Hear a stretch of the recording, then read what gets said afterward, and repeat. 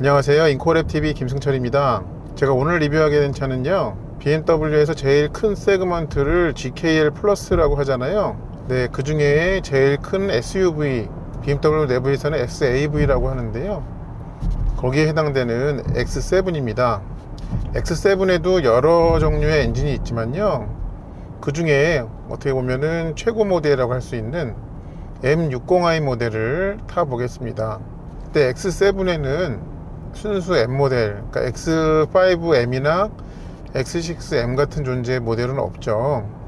그 대신에 M60i 모델이 그 역할을 대신하고 있는데요. 이 차에 대한 간단한 소개를 먼저 드리면요, 이 차는 3열 시트를 갖고 있는 차이기 때문에 차체가 굉장히 거대합니다.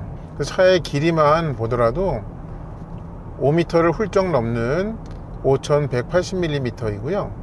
그리고 휠베이스만도 역시 3m를 훌쩍 넘는 3105mm를 갖고 있습니다. 엄청 큰 차죠. 그리고 이 차는 최고 모델답게 엔진도 가장 강력하게 갖고 있는데요, S68이라는 코드가 붙은 BMW가 오랫동안 사용해온 배기량이죠. 4.4 배기량의 8기통의 트윈 터보 엔진을 갖고 있습니다.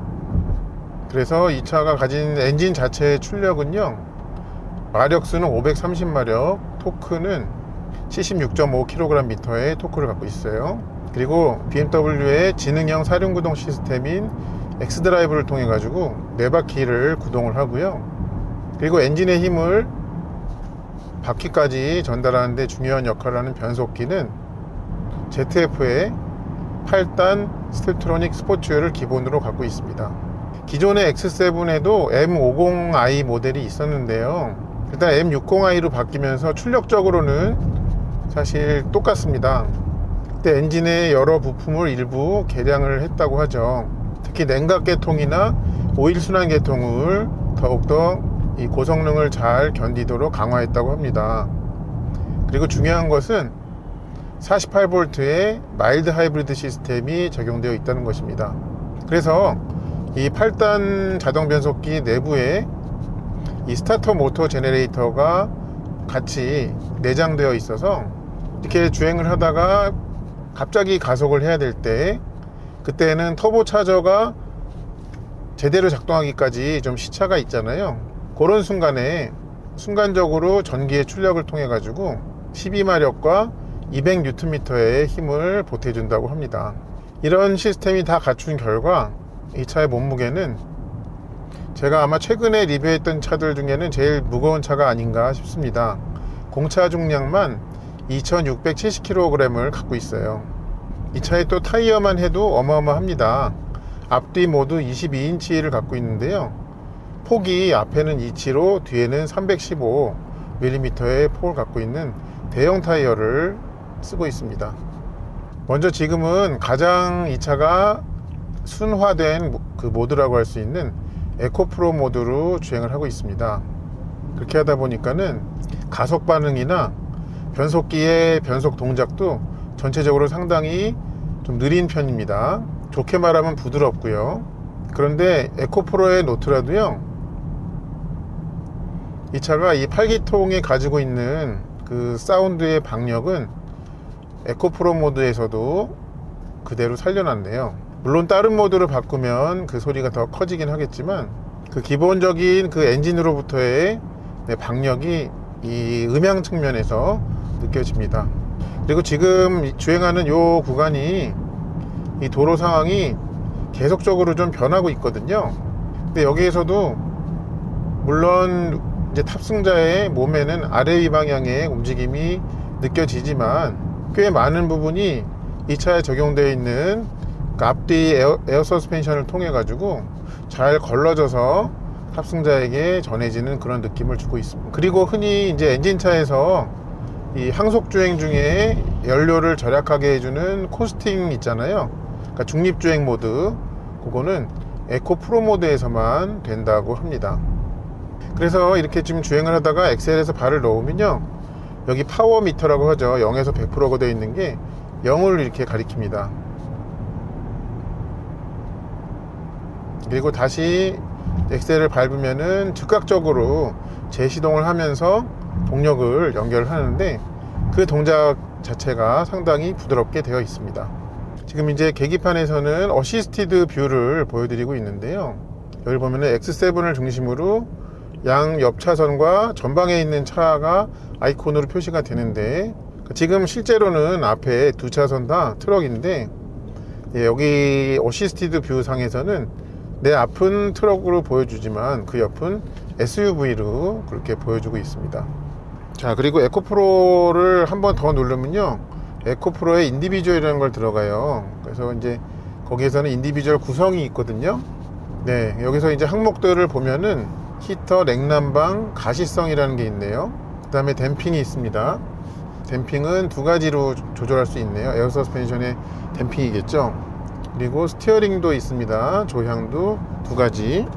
그 정도까지를 조절할 수 있게 되어 있습니다. 네, 다시 에코프로의 기본으로 지금 되돌아갔습니다.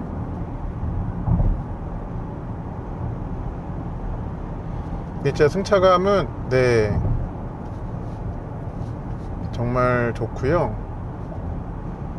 그리고 이제 이 서스펜션의 움직임이 이 셰시에 전해지는 과정도 잘 이렇게 필터링이 되어 있을 뿐만 아니라, 또 셰시에서 다시 운전자의 몸에까지 그 중간 매개 역할을 하는 시트도 굉장히 큰 역할을 하고 있어 보입니다. 그리고 지금처럼 이렇게 엑셀을 지금 많이 밟지도 않았어요. 그런데 이렇게 엑셀을 밟으면 모터가 아주 잠깐 추진력을 내고, 그 다음에 이제 엔진 회전수가 올라가면서 이 변속기는 이제 킥다운이 되면서 이런 식으로 이 추월 가속력을 일으킵니다. 마치 그 가수의 목소리에 3단 고음이 있는 것처럼 그렇게 느껴지네요. 그리고 이렇게 고속도로에서 항속 주행을 할 때에는요, 정말 편안함이 극에 달합니다. 주행 안정성, 안락함, 모든 면에서 그런데요. 근데 이제 그런 부분은 있네요. 보니까 이 차가 좀 바람 소리는 다른 부분에 비해서 좀 들려오는 편입니다. 엔진 소리도 매우 차분하고, 그리고 이제 타이어 구르는 소리도 그 넓은 휠 타이어를 꽂고서도 이 정도 수준으로 잘 틀어막혀 있는데요. 이제 외부로부터의 바람 소리만큼은, 그러니까 이 A필러 주변에 특히 아마도 이 미러 주변인 것 같아요. 그쪽에서의 바람 소리는 좀 어느 정도 있는 편입니다.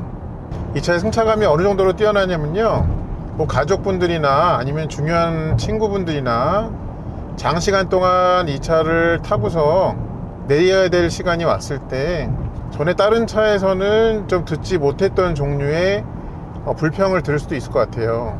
지금 편하게 잘 쉬고 있는데 굳이 차에서 내려야 되냐, 이런 종류의 핀잔도 들을 수 있지 않을까 하는 그런 생각이 듭니다. 승차감 정말 좋습니다. 자, 그럼 이번에는 스포츠 모드 한번 볼까요? 스포츠 모드 누르면 배기 사운드가 대본에 달라지네요.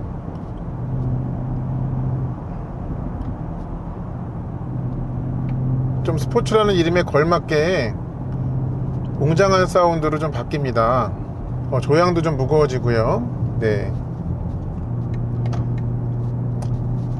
아까 에코프로나 컴포트에서는 비교적 순화돼서 느껴지던 그 낮은 RPM에서 회전수 올려갈 때 이 팔기통의 그 그르렁거림이 이 스포츠로 되니까는 굉장히 잘 느껴집니다. 그리고 얘가 그 M 가변 배기가 기본으로 들어있다고 하는데, 따로 뭔가 그거를 운전자가 별도로 조작할 수는 없습니다만, 그게 좀 스포츠 모드부터 본격적으로 작동하는 것으로 그렇게 느껴집니다. 그리고 이렇게 낮은 기어에서 높은 RPM을 썼다가 엑셀을 이렇게 놓으면요, 아주 짧게 버벅거림을 만들어냅니다. 근데 매우 짧습니다. 혹시 스포츠 플러스는 어떤지 한번 볼까요? 한번 더 누르면 스포츠 플러스죠.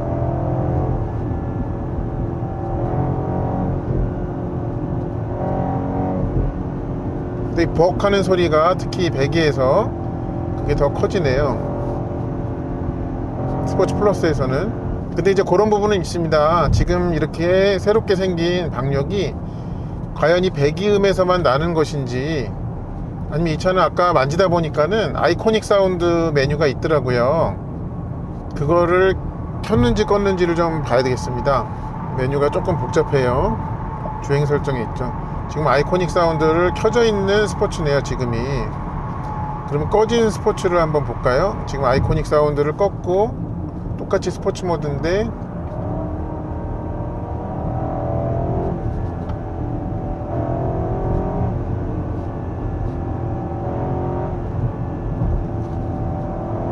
지금 이 껐을 때고요, 켰을 때예요.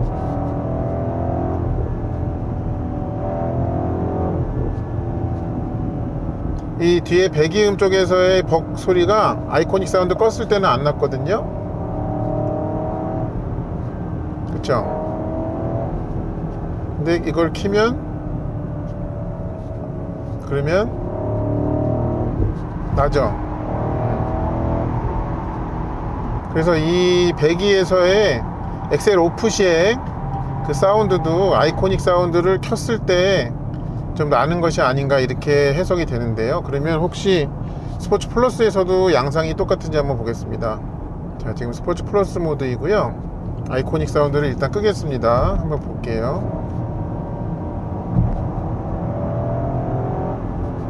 소리가 안 나요, 그쵸? 근데 아이코닉 사운드를 켜잖아요. 그러면 나죠. 네.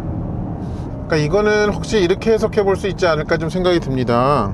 이 X7 M60i, 그러니까는 내연기관 모델에서의 아이코닉 사운드는 우리가 최근에 이제 BMW 전기차에서는 아이코닉 사운드 일렉트릭이라고 이름이, 일렉트릭자가 하나 더 붙어 있잖아요. 그러니까 좀 스포츠 배기를 조금 더 강화시키고 아니면은 좀 끈 거에 가깝고 하게 만드는 게 이 아이코닉 사운드가 아닌가, 그렇게 좀 생각이 됩니다. 지금 이렇게 보니까요. 혹시 저의 설명이 좀 사실과 다르다면 좀 더 정확히 아시는 분께서 댓글 부탁드립니다. X7 M60i에는 이그제큐티브 드라이브 프로라는 그런 기능이 기본으로 들어가 있으면서 이 좌우의 롤 제어를 하는 그 스테빌라이저 시스템이 들어가 있죠. 자, 코너에서 한번 느껴보겠습니다. 지금 에코 프로 모드인데요.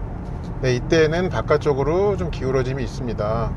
근데 지금 많은 힘을 이렇게 특히 오른쪽 방향으로 좀 차체가 이렇게 눌리게 됐었는데요. 그럴 때에도 글로 이렇게 쑥 눌려지는 그 움직임이 굉장히 부드럽다고 느껴졌습니다. 근데 그거의 좀 더 진가는 제가 좀 꼬부랑길이 많은 그런 조건에서 확인해 보겠습니다. 그리고 방금 말씀드린 그 이그제큐티브 드라이브 프로의 일부로서 이 차에는 후륜 조향이 기본으로 들어가 있죠. 그래서 이 조향한 방향과 반대 방향으로 꺾거나 아니면 고속에서는 같은 방향으로 꺾어 가지고 필요에 따라서 차의 움직임을 좀 다르게 만들어 주는데요. 특히 이제 왼쪽이나 오른쪽으로 최대 2.5도까지 그 조향을 한다고 합니다. 근데 아까 여기 이제 제가 설정을 보다 보니까요, 뭔가를 찾아야 될 때마다 너무 많아요, 이게 아이콘이. 여기 주행 설정에 가면요, 구동장치 및 차체에 여기를 가면 이 스노우 체인 모드라는 게 있더라고요. 이거가 이제 보통 이 후륜 조향을 먼저 만들어 온 브랜드들이 꼭 이거를 넣는 편인데, 이제 스노우 체인이 감겨져 있으면 뒷바퀴 조향을 하면 그거가 이제 원래대로 꺾이면 체인이 이 뒷바퀴의 그 안쪽 어딘가를, 그러니까 휠하우스 안쪽 어딘가를 망가뜨릴 수 있겠죠. 네, 그래서 제가 또 이렇게 하니까는 제스처 컨트롤이 좀 작동을 했어요. 이제 스노우 체인을 이거를 설정을 해 놓으면 이렇게 뒷바퀴 조향을 비활성화하는 거라고 여기 이렇게 설명도 나옵니다. 그럼 혹시 이제 그런 분도 계시겠죠. 이 후륜 조향을 뭐 그럴 필요가 있는지는 저는 의문입니다만, 후륜 조향이 없을 때의 느낌을 좀 보고자 이 스노우 체인을 이걸 켜두면 뒷바퀴 조향을 안 하게 만드니까, 그러면 순수하게 그냥 원래 다른 차처럼 앞바퀴의 조향만으로 차가 움직일 수 있는 그런 상태로 만들 수 있지 않을까 라고 생각할 수 있는데요. 그래서 요거는 제가 한번 기회가 되면 확인해 보겠습니다. 이 차는 이제 M 스포츠 브레이크가 들어가 있잖아요. 그래서 이제 이 차의 어떤 브레이크 페달의 작동 감각을 설명을 드리면요, 일단 브레이크 페달 밟는 무게 자체가 그렇게 무거운 편은 아닙니다.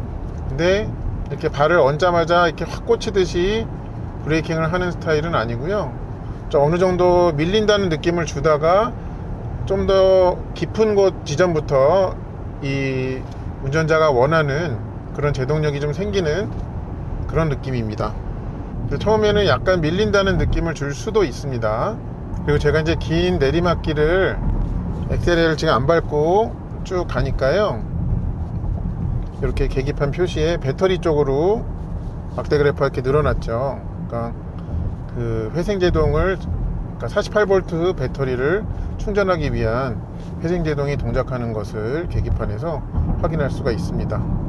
엑셀을 밟으면 없어지고, 엑셀을 놓으면, 이렇게 놓은 직후에 바로 충전으로 가는 건 아니고요, 보니까는 지금은 좀 타력 주행을 유지하는 것이 아닌가. 네, 그래서 이 회생 그 동작을 안 하는 것이 아닌가라는 생각이 듭니다. 브레이크를 밟으면 그때는 이렇게 쭉 하죠. 그래서 이거는 이제 타력 주행일 때는 회생제동을 동작하지가 않고, 기어가 체결되어 있으면서 감속 중일 때 그때 회생제동이 들어간다는 것도 확인을 할 수가 있습니다.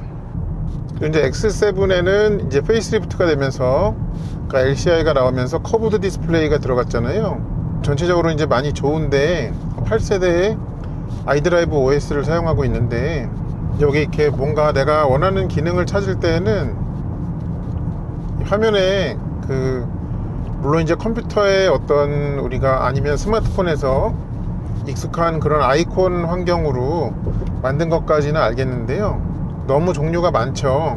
그러면 이제 지금은 모든 앱이어 가지고 그런데 요거를 인포테인먼트로 하면은 이게 조금 줄어들고, 또 차량 앱으로 하면은 그거를 이제 두 개로 나눈 겁니다. 두 가지로. 그래도 여전히 이제 많긴 해요. 그래서 원래 이제 이렇게 커브드 디스플레이가 들어가기 전에는 여기에 이제 1번부터 8번까지 이 단축키 버튼을 설정할 수가 있었잖아요. 이제 지금은 그게 없어진 대신에 화면의 위에 여기에 이렇게 이사를 갔어요. 화면에서 이렇게 손가락으로 내리면 그걸 활용할 수가 있는데, 예를 들어서 이제 제가 이 중에서 어떤 거 하나를 자주 사용하기 때문에 단축키로 하려고 하잖아요. 도우미 창문 그걸 하려고 하면 길게 누르면 돼요. 길게 누르면 단축키로 추가가 나오는데, 지금 이게 눌러도 지금 이게 시승차기 때문에 BMW 아이디로, 그러니까 제 아이디로 로그인이 되어 있지 않아서 그 기능을 사용할 수 없습니다.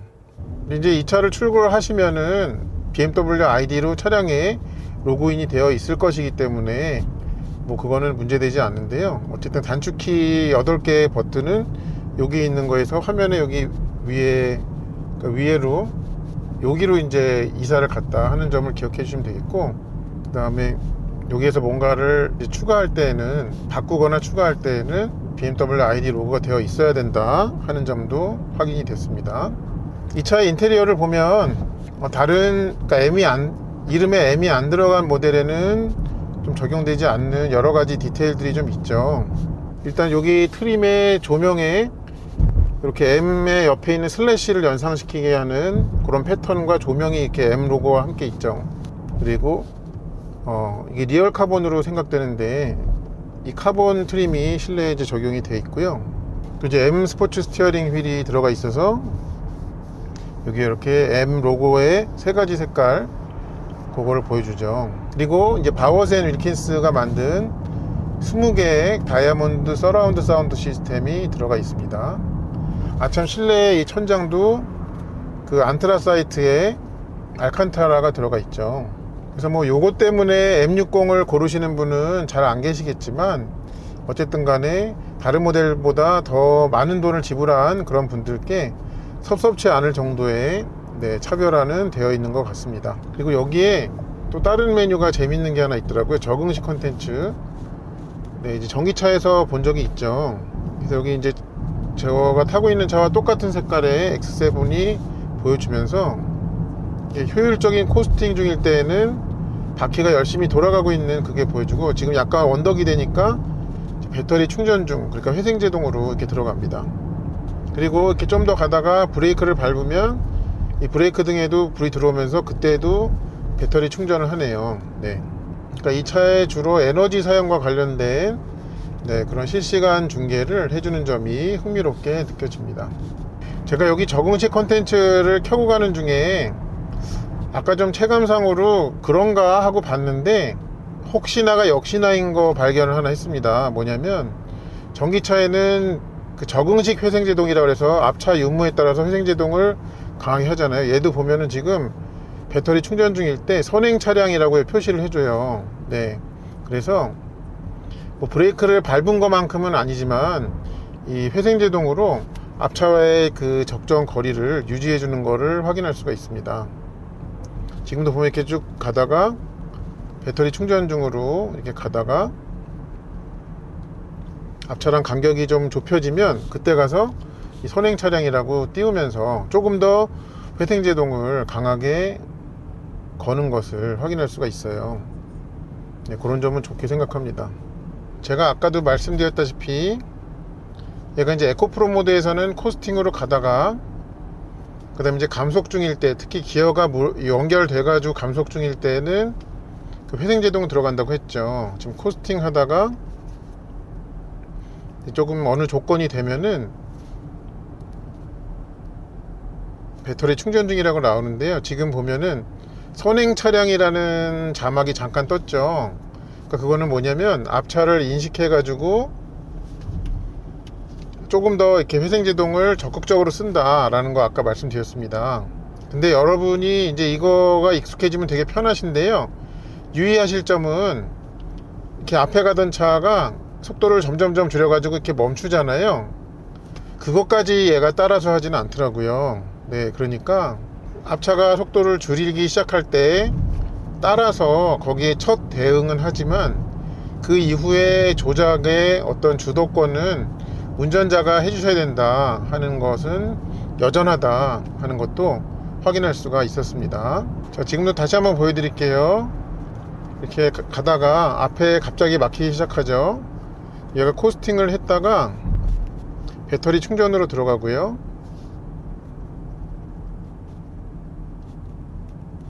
이게 점점점 줄이다가 앞차랑 여기서는 얘가 이미 많이 줄여버려 가지고 그게 안됩니다. 자, 다시 한번 볼게요. 쭉 가다가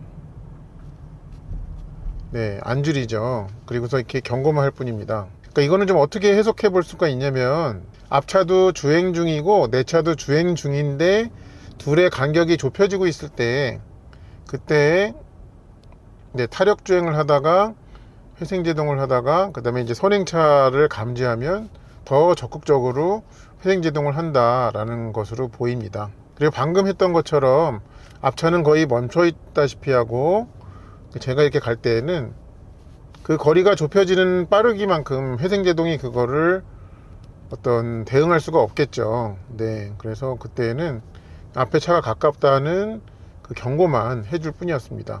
그러니까 다시 한번 다 정리해서 말씀을 드리면, 그 앞에 차가 있다고 해가지고 항상 얘가 회생제동으로 제동까지 다 해준다는 그런 기대는 해서는 안 되겠습니다. 그러니까 언제든 뭐 차가 어떻게 동작하든 상관없이 이 제동을 해야 될 준비는 운전자 스스로 하는 것이 필요하겠습니다. 지금 어딘가를 목적지를 설정해 놓고 내비게이션을 켜고 가고 있는데요. 증강현실 기능이 이렇게 보이죠. 근데 요거는 항시 보여주는 거는 되지 않고요. 이렇게 가다가 어디 방향 전환을 해야 될 때 뭐 길을 나간다든지 또 갈래길에서 어느 쪽 길을 택한다든지, 네, 그런 상황에서 여기가 이제 동영상으로 전환되면서 애니메이션으로 화살표를 보여주더라고요.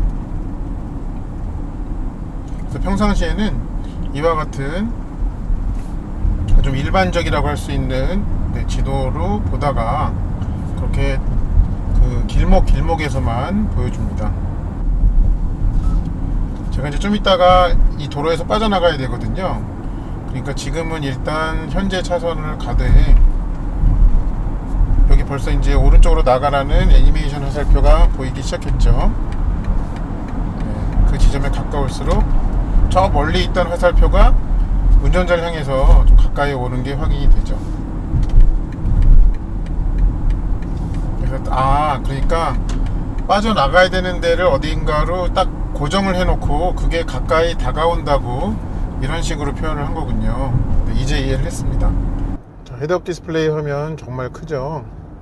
그리고 얘가 재밌는 게요, 저기 이제 양쪽에서 그 엔진 RPM이 나오잖아요. 막대 그래프로 그 가운데를 향해서 이렇게 펼쳐지는데, 그게 왼쪽 오른쪽 조향을 하면 마치 비행기가 좌측 오른쪽으로 이렇게 돌듯이 미세하게 각도 변화를 합니다. 그게 참 재밌습니다. 여기서 좀 보일지 모르겠네요. 이렇게 지금 오른쪽으로 꺾으니까 약간 돌아갔죠. 이런 식으로. 그리고 이 차에 이제 여러 메뉴 중에요, X뷰라는 메뉴가 있어서 좀 내용을 소개를 드리면요, 일단 이 X뷰는 어디에 있냐면, 자 보시면은 라이브 비클에 있습니다. 라이브 비클에서 내용에서 X뷰를 선택하시면 됩니다. 자, 여기서 이제 볼 수 있는 정보는 위에서부터 좀 하나하나 말씀드리면은, 일단 이 조향의 각도 왼쪽 오른쪽으로 하는 게 있죠. 그리고 차의 좌우 방향의 기울어짐 각도를 여기 보여주고 있습니다. 이거는 뭐 길이 좀 기울어져 있다는 뜻도 되겠습니다. 지금 똑바른 도로인데. 그리고 에어 서스펜션의 높이, 그 다음에 여기는 이제 해수면 기준 고도겠죠. 그리고 이 뒤에 이렇게 화살표로 아래 위로 되어 있으면서 퍼센트가 있는데요, 요거는 아마 앞뒤 방향으로 기울어짐 아닌가 이렇게 생각이 됩니다. 그러니까 오르막이냐 내리막이냐를 가고 있는 그 표시를, 경사도를 여기 이제 보여주고 있어요. 그러니까 보통 우리가 이제 도로 표지판에 보면은 몇 프로 이렇게 탄젠트 값으로 보여주죠. 이제 그거를 표기하는 것으로 보입니다. 그리고 이제 맨 오른쪽에 대망의 X드라이브, 그래서 앞뒤 구동력 배분의 실시간 현황을 여기서 보여주고 있습니다. 그러면요, 지금 잠깐 신호에 멈췄는데 이제 출발할 거 아니에요. 출발하면서 출발 직후에 앞뒤 구동력 배분 특성이 어떤지 한번 보겠습니다. 지금은 에코프로 모드입니다. 한번 좀 보도록 할게요. 자, 이제 갑니다. 일단 뒤로만 가죠, 출발 직후에. 근데 앞으로도 조금 가네요. 네. 그러다가 앞으로 비율이 매우 작게, 그러면서 유지는 합니다.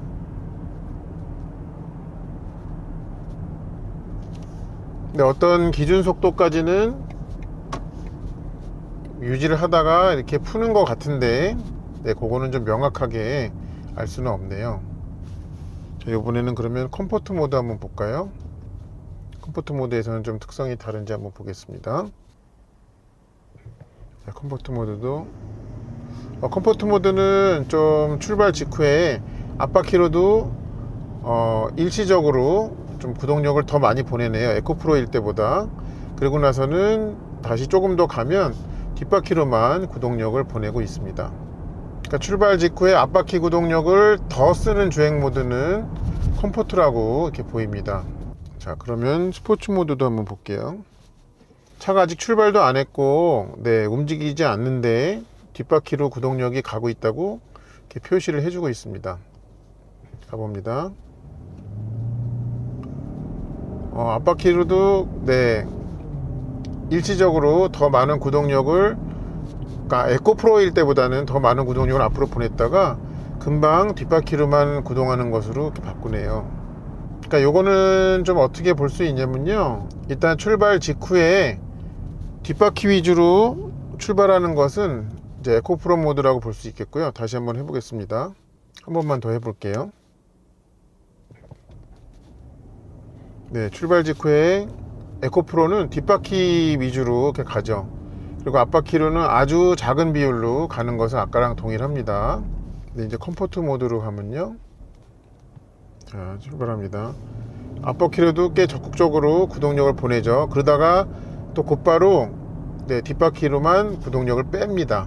그러니까 출발 직후에 아주 잠깐 앞바퀴로 좀 강한 구동력을 앞바퀴로도 보냈다가 네, 그렇게 하는 것이 확인이 됐습니다.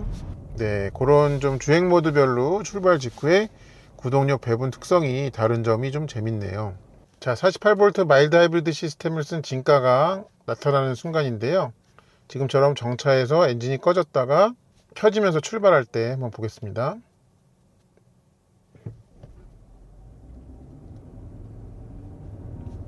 네, 이렇게 부드럽게 켜지고 곧바로 출발할 수가 있습니다. 그래서 이 막히는 시내에서 굉장히 장점을 발휘하게 됩니다. X7 LCI에는 어댑티브 매트릭스 LED 헤드라이트가 이제 새롭게 적용됐다고 하는데요. 지금 앞에 상황에 따라서 조명을 어떻게 하는지 한번 보겠습니다. 네, 옆에 차가 오니까 이제 영역별 제어를 잘 했고요. 그 차가 안쪽으로 들어가니까 또 곧바로 이 중앙 분리벽 쪽으로 최대한 저 차에 방해가 되지 않게 이렇게 뭐라 그럴까요? 이 조명 구덩이를 만든다고 해야 될까요? 네, 그렇게 해주네요.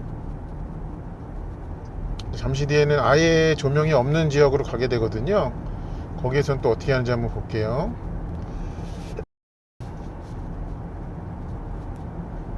아직까지는 가로등 불빛에 감응해서 로우빔을 유지하고요.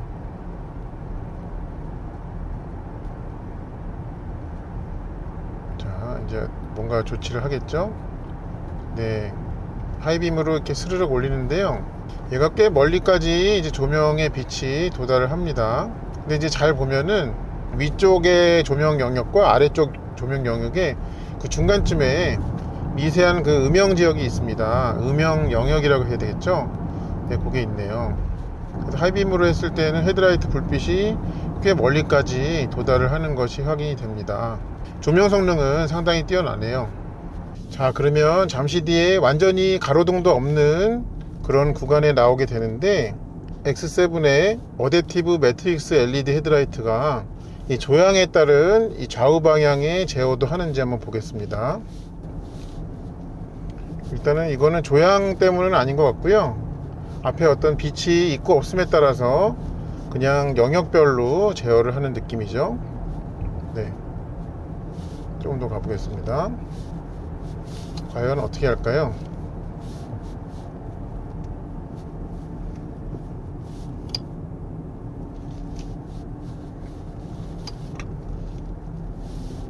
네, 이렇게 왼쪽 오른쪽 방향으로 조향을 하고 있지만 그 방향 그러니까 조향을 꺾은 방향으로 더 조명을 강조해주는 네, 그런 느낌은 받지 못하고 있습니다. 그러니까 어떤 조향한 방향에 따른 그러니까 코너링 제어라고 해야 되겠죠.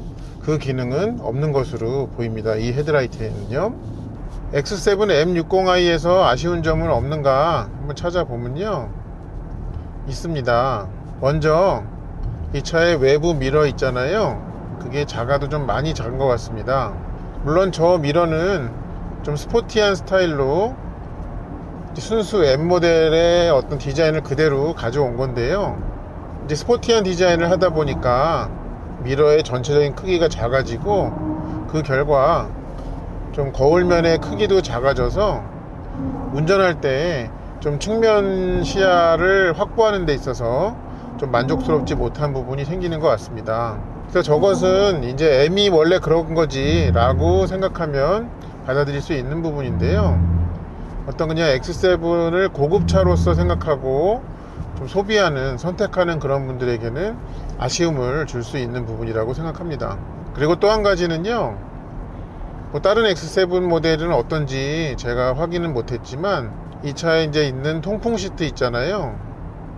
그게 좀 많이 시원하지 않은 편입니다. 하다못해 그 제일 높은 단계로 켜고 다녀도 좀 이렇게 시원하다라는 느낌을 주지는 않습니다. 그래서 그거의 어떤 요 M60i 모델에만 그런 것인지 아니면 X7이 전체적으로 그런 것인지까지는 제가 확인을 못했지만 적어도 이 차에서는 좀 그런 종류의 아쉬움을 확인할 수 있었습니다. 그리고 또 한 가지는 이 계기판 디자인인데요. 이렇게 넓은 커브드 디스플레이가 들어가기 시작하면서 그게 적용된 차들에는 이렇게 계기판의 디자인이 똑같이 돼 있죠. 그래서 막대 그래프를 좀 꺾은 선으로 양쪽에 대칭하게 보여주고 그 안에는 좀 숫자로 보여주는 게 있는데, 물론 저것은 그 주행 모드를 바꿀 때마다 조금씩의 변화는 있습니다. 예를 들어서 컴포트로 하면 이렇게 바뀌고요, 또 스포츠화 하면 이렇게 바뀌고 뭐 그렇기는 하는데요. 어차피 풀 디지털 계기판은 제조사가 마음만 먹으면 좀 원하는 대로 디자인을 할 수가 있잖아요. 그래서 지금처럼 어떤 틀을 정해놓고 요것만 보여주는 것보다는 이제 오랫동안 많이 익숙한 좀 원형으로 되어 있는 아날로그 스타일의 그 디자인도 좀 선택할 수 있게 해주면 어떨까라는 그런 생각이 있습니다. 네, 요 정도 외에는요, 사실 이 차를 좀 다양한 조건에서 리뷰를 하면서 딱히 아쉽다 라고 할 만한 것은 제가 찾아내지는 못했습니다. 그것도 참고해 주시기 바랍니다. 요거는 개인적인 희망사항을 꾹꾹 담아 가지고 말씀드리는 건데요, X7도 전기차로 나오면 대박일 것 같습니다. 아까 이런저런 와인딩 로드에서 타보니까 얘만 해도 이제 2.7톤인데 이거를 다루는 솜씨가 역시 BMW 장난이 아니더라고요. 그래서 네, 2차 베이스 아니면 요거의 다음 세대 베이스로 iX7이라는 차가 혹여라도 나온다면은 그 차는 상품성이 꽤 괜찮을 것 같습니다. 그럼 뭐 M70이나 M80 정도 될까요? 어차피 이 차는 패키지상 이 큰 용량의 배터리를 배치할 공간이 좀 유리하죠. 그러니까 차의 부피나 높이 면에서 이제 그렇다는 말씀인데요. 근데 이제 한 가지 아쉬울 만한 점은 이제 사운드겠죠. 네. 근데 또 이제 새로운 모델이 나올 때마다 새로운 종류의 놀라움을 주는 BMW이기 때문에 또 아이코닉 사운드 일렉트릭도 뭔가 또 다른 방식으로 진화시켜서 내놓지 않을까 하는 그런 기대를 합니다. 만약에 나온다면요. 네. 내 이상 사지도 않을 거면서, 정확하게는 사지도 못할 거면서, 네, 좀 주저리 떠들어 봤습니다. X7이 사실 출시 이후로 지금까지 굉장히 인기가 높잖아요. 근데 이 차를 여러 조건에서 타보고 경험해 보니까 뭐 그게 그렇게 안 팔리면 이상하겠다 싶더라고요. 일단 뭐 차 존재감 확실하죠. 크죠. 또 안에 편의장치 되게 잘 돼 있죠. 넓죠. 편하죠. 잘 달리죠. 뭐 그 정도면은 충분한 거 아닌가 싶은데요. 근데 이제 또 그러시는 분 계시겠죠. 뭐 이 차보다 훨씬 가격대가 낮은 다른 차종을 비교해 가면서 심지어 이제 그 차가 뭐 옵션이 더 좋을 수도 있고요. 그럼 뭐 남는 돈으로 다른 뭔가를 하지 뭐 하면서 또 그 돈 씨라는 잣대를 이 차한테 좀 들이대려고 하실 수 있는데요.